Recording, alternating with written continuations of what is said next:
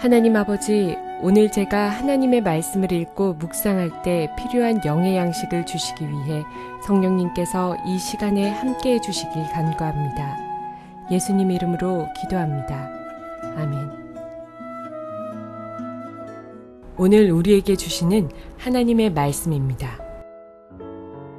너는 조각목으로 길이가 5규빗, 너비가 5규빗의 제단을 만들되 네모 반듯하게 하며 높이는 3규빗으로 하고 그 네 모퉁이 위에 뿔을 만들되 그 뿔이 그것에 이어지게 하고 그 제단을 롯으로 싸고 재를 담는 통과 부삽과 대야와 고기 갈고리와 불 옮기는 그릇을 만들되 제단의 그릇을 다 놋으로 만들지며 제단을 위하여 놋으로 그물을 만들고 그 위 네 모퉁이에 놋고리 넷을 만들고 그물은 제단 주위 가장자리 아래 곧 제단 절반에 오르게 할지며 또 그 제단을 위하여 채를 만들되 조각목으로 만들고 놋으로 쌀지며 제단 양쪽 고리에 그 채를 꿰어 제단을 매게 할지며 제단은 널판으로 속이 비게 만들되 산에서 내게 보인 대로 그들이 만들게 하라. 사랑하는 성도 여러분, 평안하셨습니까? 오늘도 주님께서 주시는 말씀과 함께 은혜로운 하루를 살아가시기 바랍니다. 오늘 우리에게 주실 하나님의 말씀은 출애굽기 27장 1절에서 8절로 어제와 동일한 본문이 되겠습니다. 지금 이 번제단의 구조를 보면은 높이가 3규빗이라 그랬는데 그 중간에다가 그물망을 설치하라고 있습니다. 즉 1.5규빗 되는 위치에다가 그물망을 만들라고 하는 것입니다. 하나님께서 만약에 단순하게 짐승을 그냥 태우기 위한 것만이 목적이라면은 구태여 그물망을 만들 필요가 없었을 것입니다. 그냥 맨 꼭대기나 아니면 그냥 밑에다 집어넣고 짐승을 태우기만 하면 됩니다. 근데 그물망을 만든 것은 나중에 이제 그 제사법에 가면 자세히 나오지만은 이 짐승을 그냥 태우는 것이 아니라 조각을 냅니다. 성경의 표현은 각을 뜬다고 하는데 조각을 내서 거기에 얹어놓기 위해서 그물망을 하고 있는 것입니다. 바로 왜 조각을 냅니까? 짐승을 잡아가지고 조각을 내는 동안에 이 짐승의 안수한, 바로 그 자기의 죄를 안수한 그 사람이 그걸 지켜보고 있습니다.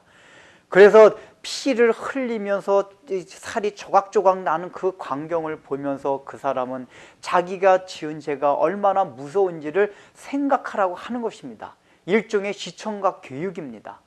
그래서 그 그물망 위치가 바로 중간에 1.5 규빗 되는 그 높이에 있었습니다. 근데 여러분, 높이가 1.5 규빗 되는 것이 무엇이 있습니까? 바로 법궤도 그 높이가 1.5 규빗입니다. 법궤가 우리가 무엇을 상징한다고 우리가 나눴습니까? 바로 하나님의 공의를 나타낸다고 우리가 살펴보았습니다. 즉, 지금 이 번제단의 그물망은 법궤의 연장선이라는 것입니다. 그런데 또 다른 것이 있습니다.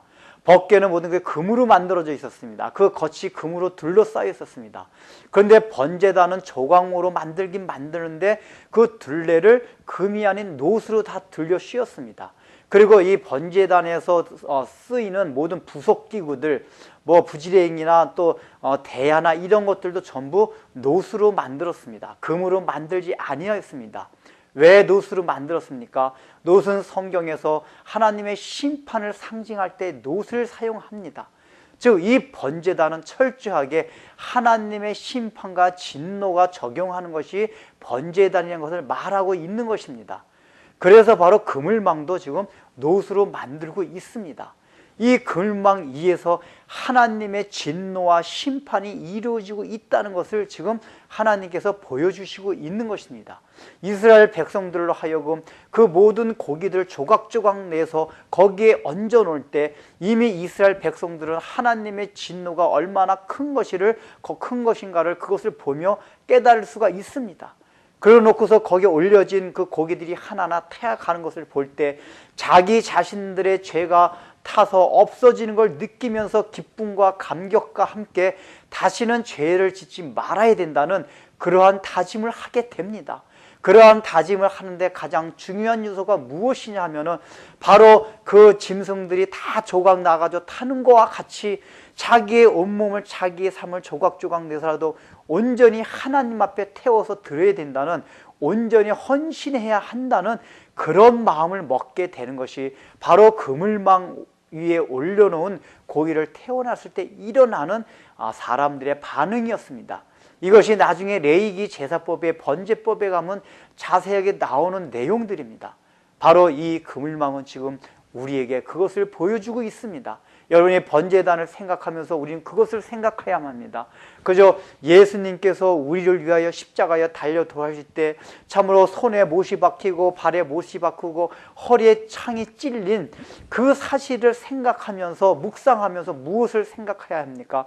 바로 나의 죄 때문에 주님께서 지금 몸이 찢겨지고 있고 주님께서 피를 흘리시고 있구나. 그것을 생각하면서 우리는 기쁨과 감격이 있어야만 합니다. 그렇지만은 그런 것을 보면서 다시는 죄를 짓지 아니해야 된다는 그 마음을 먹고 우리가 주님 앞에 이제는 온전한 헌신의 삶을 살아야겠다는 결단을 해야 한다는 것입니다. 그것이 바로 그물망을 통해서 우리에게 보여주고 있는 것입니다. 우리가 단순하게 예수님의 십자가 사건을 대할 때 구원의 감격, 감사하구나, 우리가 구원받았구나, 이 사실만 생각하는 것이 아니라는 것입니다. 그것을 생각하고 난 뒤에 이제는 나의 몸을 온전히 불태워서 하나님 앞에 드리는 전적인 헌신의 삶을 드려야겠다 하는 결단이 이 번제단 앞에서 또 십자가 사건을 대하면서 우리가 늘 생각해야 될 사안이라는 것을 우리가 다시 한번 마음속에 다짐해야 할 것입니다. 기도하겠습니다. 하나님 아버지, 번제단의 중간에 있는 그물망은 하나님께서 이스라엘 백성들에게 자기의 죄 때문에 죽는 짐승들의 그 고기들을 각을 띄우고 각을 다 세워서 그걸 통하여서 그 심판이 얼마나 무서운지를 보여주려고 한 것을 우리가 배웠습니다. 십자가 사건을 대하면서도 단순하게 참으로 그것을 바라보는 것이 아니다. 그 가운데 하나님의 진노가 얼마나 큰 것인지를 다시 한번 생각하며 이제는 십자가 사건에서 우리가 구원받은 그 사실만 생각하는 것이 아니다. 우리도 우리의 몸을 온전히 불태워서 주님 앞에 온전히 헌신하겠다는 그런 결단과 의지를 할 수 있는 그러한 시간들이 되게 하여 주옵소서. 예수님의 이름으로 기도드립니다. 아멘.